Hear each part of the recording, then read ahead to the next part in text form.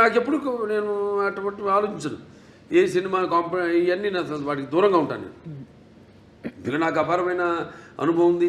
దాన్ని నేను మన దర్శకులకి వాళ్ళకి చెప్పడం, నెక్స్ట్ మళ్ళీ మొదలు పెడుతున్నా. మల్లేని గోపిచంద్ గారిది ఆల్రెడీ మనం ముహూర్తం చేసాం. సో అది నాకు అదృష్టం, అది చేసుకుంటూ వెళ్తున్నాం. ఇంకా డెఫినెట్గా ఇంకెన్నో ఉన్నాయి కథలు. ఏవైతే ఇప్పుడు నా సినిమా కథలు ఎలా ఉంటాయంటే పంచపక్ష పరమాన్నంలాగా ఉండాలి.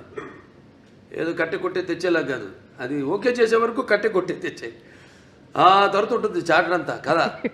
కానీ అన్ని సమపాళ్ళల్లో ఏ రుచి ఎక్కువైనా ఏ రుచి తక్కువైనా అదన్నీ బ్యాలెన్స్ చేసుకుంటూ, ముఖ్యంగా నా పాత్రలే కాదు నేను చెప్పేది, నా నాయకుడే కాదు, ప్రతి నాయకుడు కానీ, లేకపోతే మా హీరోయిన్స్ క్యారెక్టర్స్ అయితేనేమి, లేకపోతే పక్కన మా క్యారెక్టర్తో సంబంధిత పాత్రలు అయితేనేమే కానీ వాటిని దృష్టిలో పెట్టుకుంటాం. ముందు వాటిని ఎంతవరకు వాటిని పెంచుకుంటూ వెళ్ళాలి, ఎంతవరకు ఆ పాత్రలో ఉండాలి ఈ సినిమాలో అనేది అన్నీ చేసుకుంటూ వెళ్తాం.